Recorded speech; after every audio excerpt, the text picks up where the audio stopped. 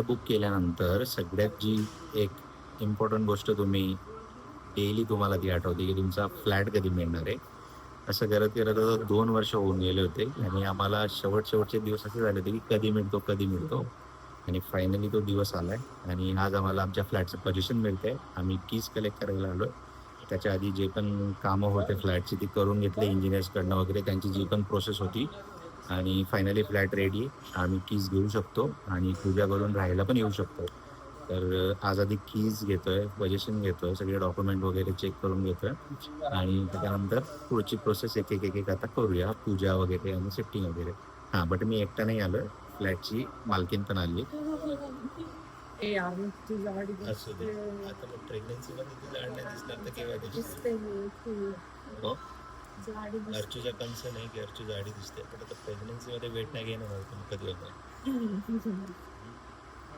जास्तच दिसते ना, पण आज जास्त दिसते असं अच्छा, वाटतं. आता याच्या व्यतिरिक्त पण काहीतरी बोलू शकते ना, एवढ्या दिवसानंतर कॅमेरा ओपन केलं असते. ऍक्च्युली माझे इथे एक्सपेक्टेशन नव्हते यायचं, कारण मी नाशिकला गेली होती आणि किरणने मला पाठवलं होतं. बट माझं म्हणजे काय म्हणतो, मी पण पाहिजे ना, म्हणून बाय डिफॉल्ट कसे योग बनवून आले आणि मी पुण्यात येऊन टेकली आणि तो सांगितलं. ॲक्च्युली तो जो सीन आहे ना, तो मी नंतर सांगेन तुम्हाला, कारण ही ना टॉपिकमध्ये ना मिक्स करून टाकते. तर खूप दिवसांनी ऑन केलं आहे त्याच्यामुळे गडबड होते, समजून घ्या. पोझिशन घेतलं आहे, चावी घेतली आहे. आता सगळ्यात आधी इम्पॉर्टंट काम करायचं, मला गॅस कनेक्शन घ्यायचं आहे. त्यासाठी लेटर बॉक्समध्ये लाईट बिल आलं असेल, त्या लाईट बिलच्या ॲड्रेसवरती गॅस कनेक्शन होईल, कारण आमचं जे कनेक्शन होतं आधी ते नाशिकचं होतं, कारण इथं शिफ्ट व्हायच्या आधी हे काम आधी इम्पॉर्टंट आहे. असं आता ओपन करतो नाही आहे ना, बट ठीक आहे. मेन डेस्कवरून कन्झ्युमर नंबर घेऊन मिळतो असं बोलले ते, सो आता ते विसरलो, तर जाताना घेतो. आणि ऑफिशियली आता फर्स्ट टाईम पोझिशन नंतर एंट्री मारतो आहे. मागे मी खूप सारे वेळेस येऊन त्यांच्याकडनं कामं काय काय होते काय काय नाही, बट मी ऑलमोस्ट आता तर दिवसाआड चालू होते चक्कर ना. ऑलमोस्ट दिवसाआड चक्कर चालू होते, कारण पटकन आम्हाला मंथ एंडच्या आधी शिफ्ट करायचं होतं.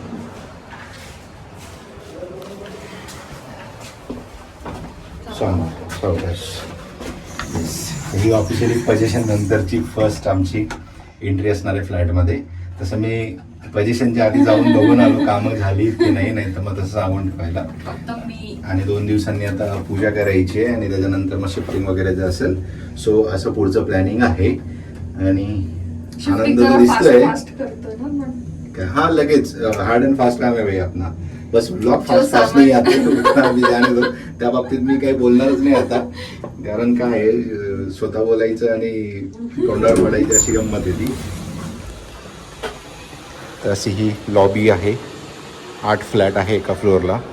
तिकडे 3 BHK, हे 2 BHK, इकडे 2 2 BHK आणि इकडे 2 2 BHK. थांब उजवा. अजून टाकत आहे पाय, चप्पल काढून जाणार आहे. हा ठीक आहे. असं थोडी जाणार सगळं.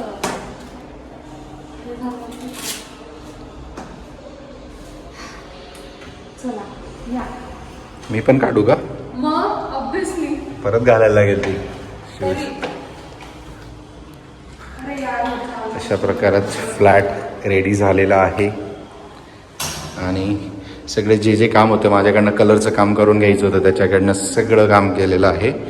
आणि इकडे पण किचन रेडी करून घेतलं. व्हाईट सिमेंट वगैरे बाकी होतं सगळं भरायला. नळाच्या इथं वगैरे त्या क्लिप्स वगैरे लावायच्या होत्या. असे खूप जास्त नाही, बट बेसिक जे कामं होते ती करून घेतली. आणि त्याच्यानंतरच आता पोझिशन घेतलंय. कसले हवं आहे ते. पोझिशन घेतल्याचा नेक्स्ट डे आहे आणि उद्या आम्हाला कलश पूजन करायचं आहे. बट त्याच्या आधी मी जस्ट मगाशी आता दुपारी ना फ्लॅटमध्ये एक मेजरमेंट घ्यायला आलो होतो. आमचे डिशवॉशर आहे ते बसते की नाही आणि सोफा लिफ्टमधून जाणार आहे की नाही त्यासाठी. तेव्हा थोडं नोटीस केलं ना की फ्लोअरवरती खूप धूळ आहे आणि उद्या पूजा वगैरे करायची, तर त्याच्या आधी क्लीन करायची गरज आहे. त्यासाठीच आता सगळं सामान घेऊन आलोय. आता पूर्ण फ्लॅट धुवून काढायचे. तसं तर क्लीन करून दिला होता, बट जो कलर केलाय त्यांनी त्याच्यामुळे थोडीशी ती एक पावडर टाईपमध्ये ना फ्लोअरवरती जमा झाली आहे. ती आता क्लीन करायची सगळं, म्हणजे इन शॉर्ट सगळा फ्लॅटच धुवून काढायचा आहे, किचन ट्रॉलीज वगैरे.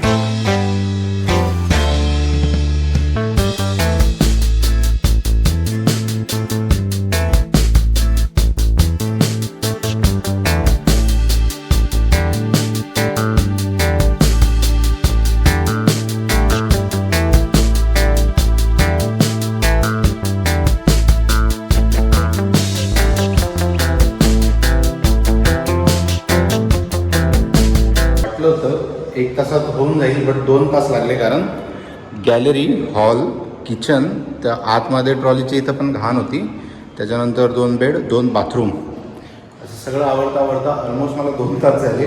आता इथून घरी जाईल, अंघोळ करेल आणि उद्याची जी तयारी आहे, सकाळी 10 वाजेला पूजेचं तयारी करायची. त्याच्या आधी म्हणजे आजच जो काही सामान आणून ठेवायचं आहे तो आजच. त्याच्यामुळे आता माझा लॅपटॉप घेतो, बॅग भरतो आणि इथून निघतो. आता या कामासाठी एक खाली किंवा आजूबाजूच्या बिल्डिंगमधून ना एखादा कुठलाही माणूस वगैरे भेटला असता क्लिनिंग वगैरे करायला.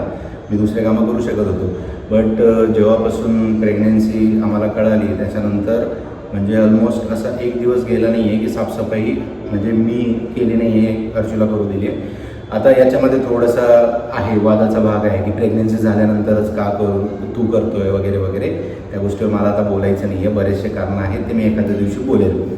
तर असं आहे ना की त्याच्यानंतर ना मी ती जबाबदारी घेतली की क्लिनिंगची, झाडू पोछा, कायही त्याच्यामध्ये लाजायची मला आवश्यकता वाटली नाही. कारण मी लहानपणापासून हॉस्टेलला राहतो आहे. आमचा रूम साफ करण्यापासून, आमचे स्वतःचे कपडे धुण्यापासून ते आम्हाला स्वतः करायला लागायचं. आणि ऑलमोस्ट मला घरापासून बाहेर राहायला आता 23 वर्ष झाले. म्हणजे विचार करा तुम्ही की किती काळ आता हे झालं, किती काळ मी स्वतःच्या हाताने माझे केलं असेल.